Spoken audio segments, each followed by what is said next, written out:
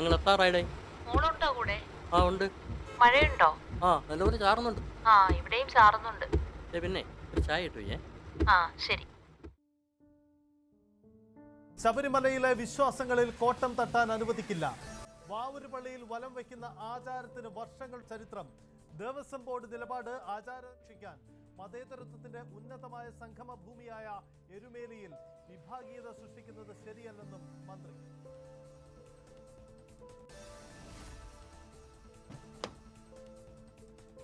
നിയമസഭാ തെരഞ്ഞെടുപ്പിൽ തവനൂരോ പട്ടാമ്പിയോ കിട്ടിയാൽ മുസ്ലിം ലീഗ് തിരുവമ്പാടി വിട്ടുനൽകും. UDF-ൽ ചർച്ചകൾ സജീവം. ലീഗിന്റെ ആലോചനയ്ക്ക് പിന്നിൽ തിരുവമ്പാടിയിലെ പ്രാദേശിക പ്രശ്നങ്ങളും സാമുദായിക സമവാക്യവും. തവനൂരും പട്ടാമ്പിയും ജയസാധ്യത കൂടുതലെന്നും വിലയിരുത്തൽ. ശ്രീ വസന്ത് തെങ്ങുംപള്ളി, ഇവിടെ മന്ത്രി വാർത്താ സമ്മേളനത്തിൽ പറഞ്ഞ ഒന്ന് രണ്ട് മറ്റു പ്രധാനപ്പെട്ട പോയിന്റുകൾ എന്നത് സ്ത്രീ സന്നദ്ധ പ്രവർത്തകർ എന്ന നിലയിലുള്ള കേന്ദ്രത്തിന്റെ മാനദണ്ഡങ്ങൾ മാറ്റും. കേന്ദ്ര ആരോഗ്യമന്ത്രിയെ കണ്ട് സംസാരിക്കാം. ഇൻസെന്റീവ് വർധന ഉൾപ്പെടെയുള്ള വിഷയങ്ങൾ ഈ മന്ത്രിയുമായുള്ള അപ്പോയിന്റ്മെന്റിൽ ചർച്ചയായി വരും എന്നുള്ളതാണ്. അല്പസമയം മുമ്പ് JP നദ്ദ ഈ വിഷയത്തെ സംബന്ധിച്ച് പ്രതികരിച്ച പശ്ചാത്തലമുണ്ട്. ആശാവർക്കർമാരുമായി സർക്കാർ ഈ ആശയവിനിമയം നടത്തി. അതായത് നേരത്തെ ശാലിനി സൂചിപ്പിച്ചതുപോലെ രാജ്യത്തെ മുഴുവൻ ആശാവർക്കർമാരുമായുള്ള ആശയവിനിമയത്തിന് ശേഷം ഇൻസെന്റീവ് അടക്കം വർദ്ധിപ്പിക്കുന്നതിൽ തീരുമാനമെടുക്കും എന്നുള്ളതാണ്. നിലവിലെ ചില പ്രതിസന്ധികൾ, വെല്ലുവിളികൾ, അതാണ് ഇപ്പോഴും സംസ്ഥാന മന്ത്രിമാർ ഉയർത്തി കാണിച്ചുകൊണ്ടേയിരിക്കുന്നത്. നോക്കൂ ശ്രീ അഭിലാഷ്, കേന്ദ്രത്തെ പൂർണ്ണമായി കുറ്റപ്പെടുത്തി ഞങ്ങൾക്ക് ഇതിൽ പങ്കില്ല എന്ന്, എനിക്ക് ഈ രക്തത്തിൽ പങ്കില്ല എന്ന് പറഞ്ഞ് എന്താ പതിവില്ലാത്തൊരു ചിരി? കൈ കഴുകി പോകാൻ സർക്കാരിന് സാധിക്കില്ല എന്നുള്ളതാണ് യാഥാർത്ഥ്യം. അതിൽ രണ്ട് പ്രധാനപ്പെട്ട കാരണങ്ങളുണ്ട്. ഒന്ന്, ഇതേ സർക്കാരും ഈ വിഷയവുമായി മോൾക്ക് എല്ലാത്തിനും നല്ല മാർക്കുണ്ട്. അവളെ പറ്റി എല്ലാവർക്കും നല്ല അഭിപ്രായമാ. ഉമ്മൻചാണ്ടി ഗവൺമെന്റിന്റെ കാര്യത്തിൽ എന്റെ മുമ്പിൽ വെച്ച് ടീച്ചർ അവളോട് ചോദിച്ചേ അവൾക്ക് ആരാവാൻ ആഗ്രഹം. എന്നിട്ട് അവൾ എന്ത് പറഞ്ഞു? ഓ അവളെന്ത് പറയാനാ, അവൾക്ക് വലുതാവുമ്പോ അവളെ അച്ഛന്റെ പോലെ ഒരു എഞ്ചിനീയർ ആവണമെന്ന് പറഞ്ഞു. അച്ഛന്റെ അല്ലേ മോള്, അവളതല്ലേ പറയൂ. അല്ല, നിങ്ങളുടെ മകളെ നിങ്ങൾ നല്ലപോലെ പഠിപ്പിക്കുന്നില്ലേ? നാളെ അവളുടെ കല്യാണം കഴിഞ്ഞ് അവളുടെ ഭർത്താവ് അവളെ ജോലിക്ക് വിട്ടില്ലെങ്കിൽ അപ്പൊ നിങ്ങൾ എന്ത് ചെയ്യും? ആ ഞാൻ അവന്റെ കരണക്കുറ്റി അടിച്ചു പൊട്ടിക്കും. എന്റെ മോളെ ഞാൻ പഠിപ്പിക്കുന്നതേ വല്ലവന്റെ അടുപ്പിലെ തീയൂതാനല്ല. നീ എന്തിനാ അടിക്കിരിക്കുന്നു? ഞാൻ തമാശ വല്ലതും പറഞ്ഞു. കേട്ടിട്ട് എനിക്ക് തമാശയായിട്ടാ തോന്നിയത്.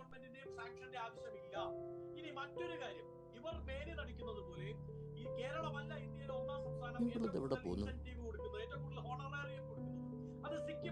രണ്ടാമത് കർണാടകയാണ്. കർണാടകയിൽ കഴിഞ്ഞ ദിവസമാണ് ആശമാർ സമരം ഉണ്ടായി. ഞങ്ങളുടെ സർക്കാരാണല്ലോ, ഞാൻ യാതൊരുവിധ മടിയുമില്ല. അവിടെ 8000 രൂപയായിരുന്നു ഹോണറേറിയം.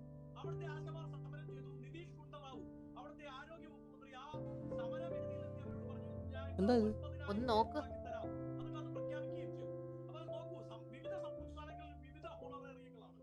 അത് നമുക്ക് മനസ്സിലാക്കി തരുന്നത് എന്താണ്? അരിയാഹാരം കഴിക്കുന്നവർക്ക് മനസ്സിലാവും കേന്ദ്രത്തിന്റെ മാനദണ്ഡം. ഇത് നിന്റെ സർട്ടിഫിക്കറ്റ്സ് അല്ലേ? മക്കൾ നല്ലപോലെ വളരണമെന്നാണ് എല്ലാ മാതാപിതാക്കളും ആഗ്രഹിക്കുന്നത്. നിങ്ങളുടെ മകളെ നിങ്ങൾ നന്നായി പഠിപ്പിക്കുന്നില്ലേ? അതുപോലെയാ എന്നെയും എൻ്റെ അച്ഛൻ ഒരുപാട് പ്രതീക്ഷകളും സ്വപ്നങ്ങളും കണ്ടാണ് പഠിപ്പിച്ചത്. എന്നിട്ട് എന്തായി? കല്യാണം കഴിഞ്ഞ് വന്നപ്പോഴാണ് അച്ഛന് സുഖമില്ല, അമ്മയ്ക്ക് സുഖമില്ല, മകളെ നോക്കാൻ ആളില്ല, വീട് പണിയുണ്ട് എന്നൊക്കെ ഓരോരോ കാരണങ്ങൾ പറഞ്ഞ് എന്നെ പഠിക്കാനോ ജോലിക്ക് വിടാനോ നിങ്ങൾ സമ്മതിച്ചോ? പരീക്ഷയ്ക്ക് കഷ്ടിച്ച് പാസ്സായ എൻ്റെ കൂട്ടുകാർ ഇവിടെ നല്ല ജോലി ചെയ്യുമ്പോൾ ഇവിടെ MCA 1ാം റാങ്കോട് കൂടി പാസ്സായ ഞാൻ ഇവിടെ അടുക്കളപ്പണി ചെയ്യുന്നു. ഞാനിപ്പോഴും വീട്ടിൽ പോലും പോവാതിരിക്കുന്ന എന്തുകൊണ്ടാണെന്ന് ചേട്ടനറിയാവോ? ഇത്രയൊക്കെ പഠിച്ചിട്ടും വീട്ടിൽ ഇരിക്കുന്ന എൻ്റെ മുഖം കാണുമ്പോൾ എൻ്റെ അച്ഛനുണ്ടാവുന്ന ഒരു വിഷമം ഉണ്ടല്ലോ, അത് കാണാതിരിക്കാൻ വേണ്ടിയിട്ടാണ്. ഒരച്ഛനായ നിങ്ങൾക്ക് സ്വന്തം മകൾ മറ്റൊരു വീട്ടിൽ അടുക്കളക്കാരിയായി സങ്കല്പിക്കാൻ പോലും കഴിയുന്നില്ല അല്ലേ? നിങ്ങളുടെ അതേ സ്ഥാനത്തല്ലേ ഇന്ന് എൻ്റെ അച്ഛനും നിൽക്കുന്നത്? മകളുടെ ആഗ്രഹങ്ങൾക്ക് കൂട്ടുനിൽക്കുന്ന നിങ്ങൾ തന്നെ ഭർത്താവിന്റെ സ്ഥാനത്ത് നിന്ന് സ്വന്തം ഭാര്യയുടെ ആഗ്രഹങ്ങൾ തല്ലിക്കെടുത്തു. നീ ഇത്ര ഇമോഷൻ ആവുന്ന എന്തിനാ? നിനക്ക് ഞാനിവിടെ എന്തെങ്കിലും കുറവ് വരുത്തിയിട്ടുണ്ടോ? ഈ ചോദ്യം ഞാൻ പ്രതീക്ഷിച്ചതാ. നിങ്ങൾ എനിക്ക് ഇതുവരെ ഒരു കുറവും വരുത്തിയിട്ടില്ല. എന്നെ നല്ലതുപോലെ സ്നേഹിച്ചിട്ടുണ്ട്. ഒരു വാക്കുകൊണ്ടോ നോട്ടം കൊണ്ടോ എന്നെ ഇതുവരെ നിങ്ങൾ വേദനിപ്പിച്ചിട്ടില്ല. എത്രയൊക്കെ നന്നായി നോക്കിയാലും എന്റെയും കൂട്ടിലിട്ട് വളർത്തുന്ന കിളിയുടെയും അവസ്ഥ ഒരുപോലെ തന്നെയല്ലേ? നിങ്ങളുടെ കാലൊരു ചങ്ങലയിൽ ബന്ധിച്ചിട്ട് ഇഷ്ടമുള്ളിടത്തൊക്കെ പൊയ്ക്കോളാൻ പറഞ്ഞാൽ നിങ്ങൾക്ക് എങ്ങനെ പോകാൻ കഴിയും? അതുപോലെയല്ലേ എന്റെയും കാര്യം. അവളുടെ ഓരോ പരീക്ഷയ്ക്ക് അവൾക്ക് വേണ്ടി ഉറക്കമുളച്ചതും പഠിപ്പിച്ചതും ഒക്കെ ഞാനാ. എന്റെ മാറിൽ ചായുറങ്ങും കുഞ്ഞിളം പൂവേ, ഇത്ര നാളായി കാത്തിരുന്നു. എൻ്റെ അധ്വാനവും എൻ്റെ പരിശ്രമവും നൊന്തുപെറ്റ എൻ്റെ മകള് പോലും മനസ്സിലാക്കുന്നില്ല. എന്നെ താരാട്ടാൻ അതിനുത്തമ തെളിവാണല്ലോ ആരെപ്പോലെ ആകണമെന്ന് ടീച്ചർ ചോദിച്ചപ്പോൾ അച്ഛനെ പോലെ ആകണമെന്ന് അവള് പറഞ്ഞത്. അവൾക്ക് കിട്ടുന്ന ഓരോ വിജയങ്ങൾക്ക് പിറകിലും ഒരമ്മ എന്ന നിലയിൽ എൻ്റെ അധ്വാനം കൂടിയുണ്ട്. പക്ഷേ അത് എത്ര പെട്ടെന്നാണ് അവൾ നിങ്ങൾക്ക് ചാർത്തി തന്നത്. അച്ഛനെന്ന നിലയിലുള്ള അംഗീകാരം നിങ്ങൾക്ക് കിട്ടുമ്പോൾ അമ്മ എന്ന നിലയിൽ ഞാൻ വെറും വട്ടപൂജ്യമാണ്. അടുക്കളയിൽ തന്നെ പണിയെടുക്കുന്ന അമ്മയെ മാത്രമേ അവൾക്കറിയൂ. പഠിപ്പും വിവരവുമുള്ള അമ്മയെ അവൾ കണ്ടിട്ടില്ല. ജോലിയില്ലാത്ത അമ്മയെ അവൾക്ക് ഒരു വിലയില്ല. ഭാവിയിൽ അവൾ ചോദിക്കുമായിരിക്കും, എനിക്ക് വേണ്ടി കരിയർ ഉപേക്ഷിക്കാൻ അമ്മയോട് ഞാൻ പറഞ്ഞില്ലല്ലോ എന്ന്. ഭാര്യ എന്ത് ചെയ്യുന്നു എന്ന് മറ്റുള്ളവർ ചോദിക്കുമ്പോൾ ഓ അവളവിടെ വെറുതെ ഇരിക്കുകയാണെന്ന് നിങ്ങളും പറയാറില്ലേ?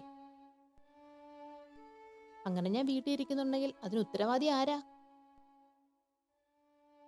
നല്ലൊരു ജോലിയും നല്ലൊരു വരുമാനവും നിങ്ങളുടെ മോക്ക് സ്വപ്നം കാണാമെങ്കിൽ എന്തുകൊണ്ടത് എനിക്കായിക്കൂടാ? അതോ ഇവിടെ രണ്ടുപേർക്കും രണ്ട് നീതിയാണോ? പഠിപ്പുള്ള സ്വന്തം ഭാര്യയെ വീട്ടിൽ ഇരുത്തുന്ന നിങ്ങൾ സ്വന്തം മകളെ പഠിപ്പിക്കുവാനും ജോലിക്ക് വിടാനും സ്വപ്നം കാണുന്നു. നിങ്ങൾക്ക് കഴിഞ്ഞ വർഷം ജോലിയിൽ പ്രമോഷൻ ലഭിച്ചു. നിങ്ങളെ സംബന്ധിച്ച് അത് നിങ്ങൾക്കൊരു വലിയ നേട്ടമാണ്. ഉത്തമ കുടുംബിനി എന്ന ലേബലല്ലാതെ വേറെ എന്ത് ഐഡന്റിറ്റി എനിക്കുള്ളത്?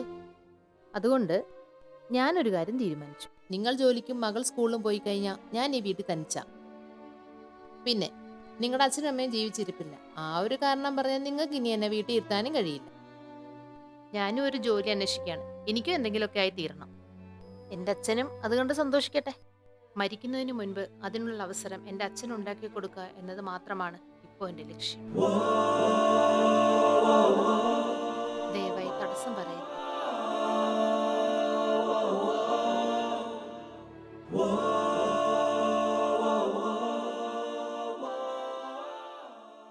നീലാകാശം നിനക്കായി തുറന്നുവോ, ബന്ധനങ്ങളെല്ലാം അകന്നു മാഞ്ഞുവോ, ആ നീലവാനിൽ നീ പറന്നുയർന്നുയർന്നുവാ, ആ നീലവാനിൽ നീ പറന്നുയർന്നുയർന്നുവാ. 9 മാസത്തിന് ശേഷം സുനിത വില്യംസും 3 ബഹിരാകാശ യാത്രികരും സുരക്ഷിതരായി ഭൂമിയിൽ. പുലർച്ചെ 3:27 മെക്സിക്കൻ ഉൾക്കടലിലായിരുന്നു ഡ്രാഗൺ പേടകത്തിന്റെ നിനക്കായി തുറന്നുവോ, ബന്ധനങ്ങളെല്ലാം അകന്നു മാഞ്ഞുവോ, ആ നീലവാനിൽ നീ പറന്നുയർന്നുയർന്നുവാ, ആ നീലവാനിൽ നീ പറന്നുയർന്നുയർന്നുവാ.